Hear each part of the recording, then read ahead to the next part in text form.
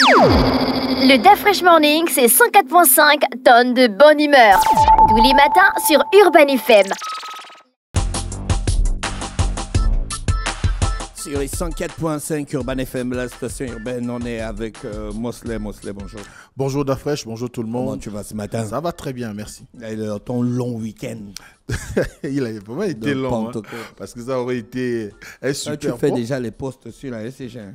Je ne fais pas de post sur la SCG, j'ai juste demandé pardon. Ton post est en train de faire le tour des groupes WhatsApp. Hein?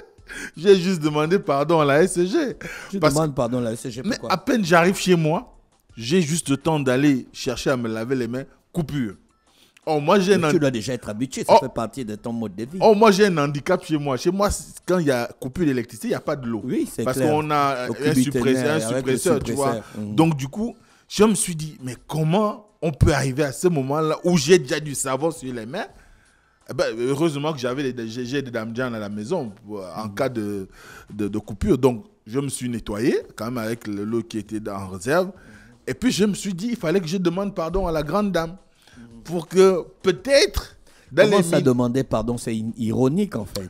Ouais, c'est une façon, j'ai envie de dire, comme tu le dis si bien, c'est une façon ironique d'exprimer un peu le ras-le-bol qui est celui des Gabonais aujourd'hui. Parce que quand tu regardes la plupart des interventions des Gabonais concernant la SG, on ne renvoie pas l'image d'une entreprise compétitive ou qui peut aller dans le sens d'essayer de satisfaire sa clientèle, mais qui est beaucoup plus dans une situation où tout le monde décrit la qualité de ses services. C'est vrai, on nous dira qu'il y a un certain nombre d'activités qui sont menées en ce moment. Oui, mais ça perdure, hein. C'est pas nouveau. Oui. Donc, au fil des années, ils auront dû réparer ça. C'est vrai que ça fait à peu près 20 ans qu'on est dans ces questions-là, ces situations, malgré même la renationalisation, le retour à l'État de la SG après qu'il y ait eu le départ de Veolia. On constate que la concession, de ce que j'ai entendu aussi, c'est, je crois, de la bouche d'un député de la transition qui disait que la SG est sous concession de l'État. Donc, ça veut dire qu'en réalité, la SG ne fait qu'exploiter les installations de l'État. Mais personne n'a jamais entendu parler de cette concession, que je sache. Mais on sait que la SG est retournée dans le giron de l'État après que le ministre Yoredan, tu te rappelles, il y a encore quelques années, ait travaillé à faire en sorte qu'on puisse arriver à une situation de départ de Veolia à qui qui dans la concession qui lui avait été faite, avait le devoir de renouveler les équipements. C'est vrai, ce qui a été dit, c'est que l'opérateur Veolia n'avait pas fait suffisamment de travaux pour pouvoir arriver à cette installation. Mais on sait aussi que par derrière, l'État s'est engagé sur plusieurs emprunts et programmes, notamment Piepal, qui devait améliorer la fourniture de l'eau et de l'électricité au Gabon. On se rappelle encore de Ntoum 6, il y a même une nouvelle station de pompage qui a été engagée, dont la construction a été engagée en Ntoum sous le Premier ministre Villemité, si je ne me trompe pas. Ensuite, vous avez un certain nombre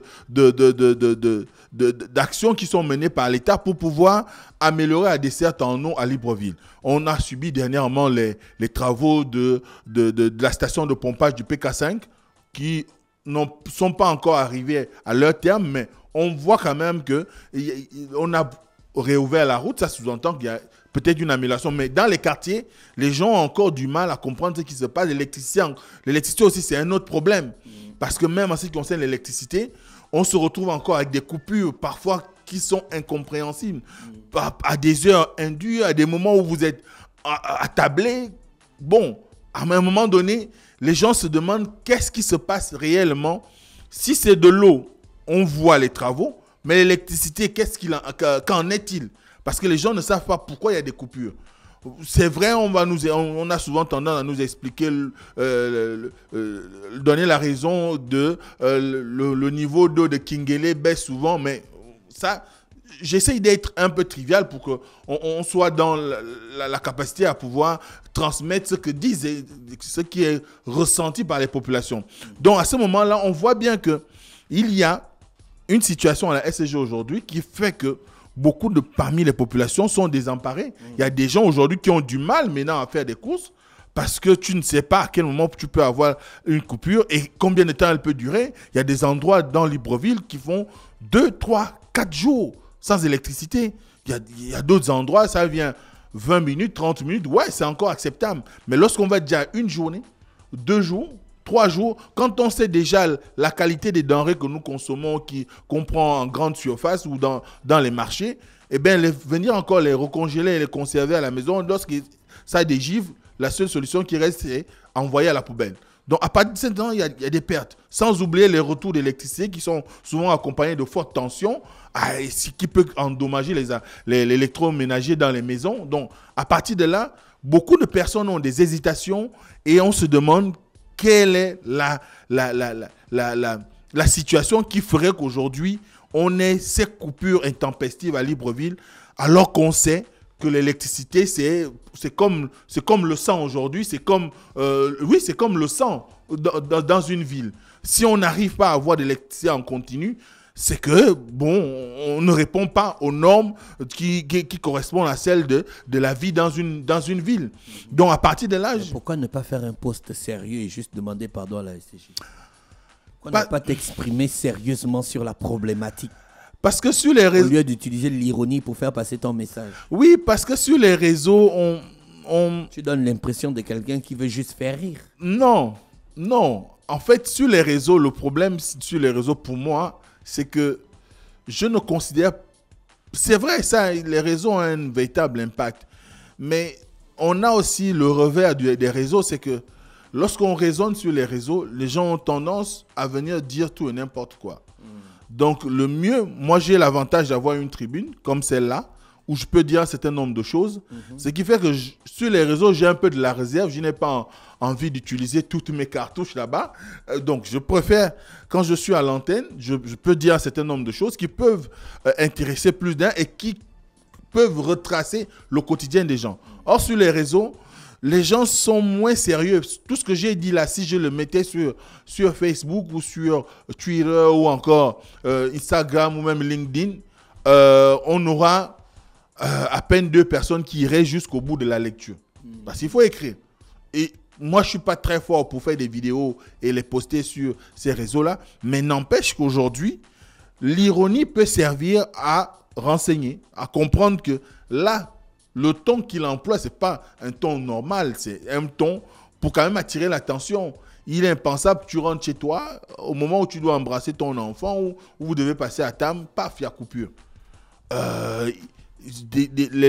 Ceux qui se couchent tôt ont des problèmes parce qu'après on connaît notre environnement. Il y a les moustiques, il y a ceci. Tu ne vas pas t'hasarder, aller ouvrir les fenêtres pour pouvoir avoir un peu de fraîcheur dans la maison. Donc à un moment donné, c'est quand même un peu énervant, c'est quand même un peu décevant et on est là. On s'interroge.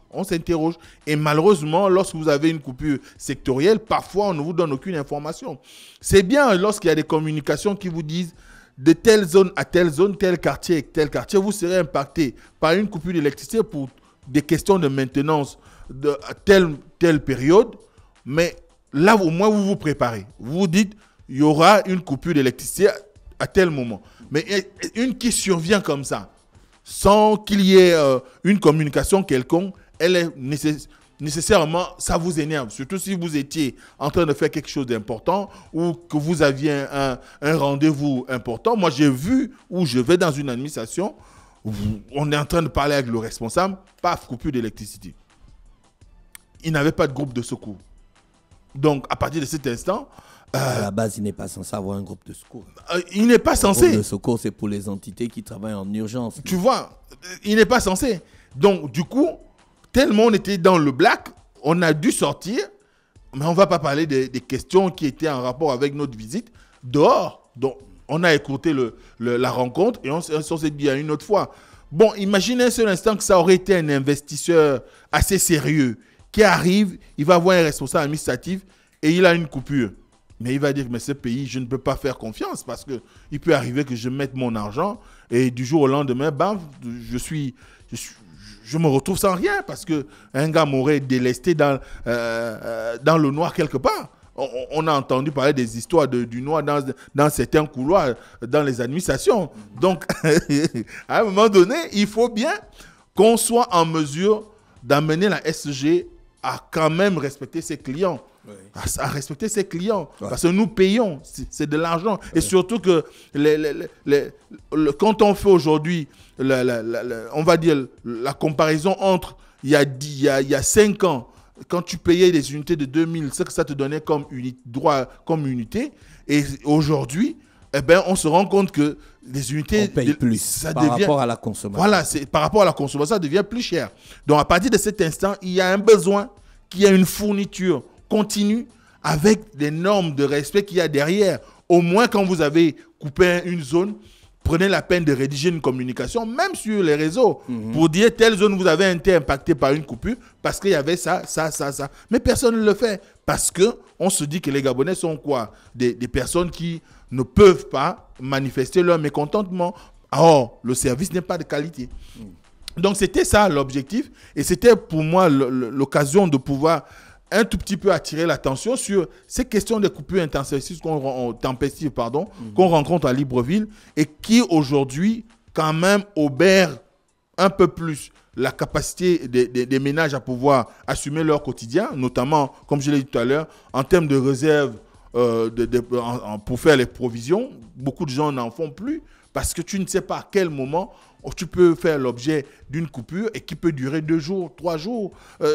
Dernièrement, j'ai vu qu'on remplaçait des transformateurs dans la zone de la Cité de la démocratie, le rond-point de la démocratie, mais il n'y a eu aucune communication dessus pour dire aux gens, nous allons faire des travaux à tel endroit, on va devoir démonter les transformateurs qui sont là pour les remplacer par des neufs.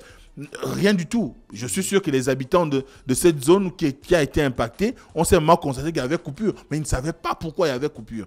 Donc, à partir de cet instant, il y a un minimum de considération et ce minimum de considération tient de la communication. Il faut communiquer avec les populations qui, sans les populations, la SG n'a pas d'argent. Donc, la SG ne fait pas de bénéfices. Ses actionnaires ne peuvent pas se partager des dividendes et elle ne peut non plus investir. Et dès cet instant, il est important que la SG soit véritablement proche des populations en communiquant. Peut-être pas en se justifiant, mais en communiquant, en partageant les informations pour que les gens soient moins réactifs lorsqu'il y a une situation comme celle que moi j'ai vécue hier. Mais si les gens communiquent de manière éparse au lieu de communiquer autour d'un groupement légal comme le Conseil des consommateurs. Oui, ça aussi c'est un grand problème dans notre pays. Je suis d'accord avec toi que de plus en plus de Gabonais se désengagent des organisations de défense des droits des consommateurs. Mais parce que derrière, il y a aussi une lecture qui a été faite. Quand vous regardez la plupart de ceux qui ont monté des associations de protection des consommateurs, ces gars-là sont devenus des gens assez importants dans la société. Donc on se dit, est-ce que ça n'a pas été au détriment des populations? C'est comme pour les syndicats. Il y a un désengagement des travailleurs auprès des syndicats simplement parce que les leaders n'inspirent peu confiance. C'est la même chose pour les responsables des associations de consommateurs. Plus personne ne leur fait confiance et ils n'ont d'ailleurs jamais été pris au sérieux. Quand vous voyez quelqu'un qui va faire une manifestation au siège de la SG et qui, 2 semaines après, roule à un gros bolide, vous vous demandez, mais donc si je serais parti, peut-être le gars serait aujourd'hui avec une maison 8 étages. Donc, c'est autant de questions qui font qu'aujourd'hui, on a un désengagement des gens vers des associations de protection des consommateurs. Or, c'est essentiel, c'est important. Moi, j'ai pu, par exemple, observer, lorsqu'il y a eu le passage de Maï Moussi, qui est le ministre de l'économie, sur Gabon 1er, il y avait un monsieur qui défendait le droit des usagers de banque. Et aujourd'hui, ce monsieur... Oui, on l'a reçu à la... Voilà, ce monsieur fait des communications, interpelle, s'adresse aux autorités pour que la question du traitement dont font l'objet... Les usagers de banque trouve des réponses, quoi. Vous ne pouvez pas aller prendre votre argent et vous taper 4 heures de queue. Ça n'a pas de sens. Vous ne pouvez pas aller à un robot d'une banque et vous trouvez tous les robots de la banque, comme par hasard, sont hors service. À un moment donné, il faut qu'on comprenne. Parfois, vous allez à un guichet automatisé, vous mettez votre carte, la carte est démagnétisée et le robot comme on dit, avale votre carte, vous êtes désemparé, vous ne savez même pas où aller. Donc, vous êtes obligé, par exemple, vous le faites à OIM, vous serez obligé de revenir sur Libreville pour demander comment faire pour obtenir votre carte à nouveau. Donc, c'est autant de questions aujourd'hui. Je passe à la question des taux d'intérêt, des agios et consorts. Mais la réalité, c'est qu'il y a un désamour entre les populations et les responsables des associations de consommateurs. Et ce qui fait que les gens n'ont plus de recours aujourd'hui que de s'exprimer sur les réseaux.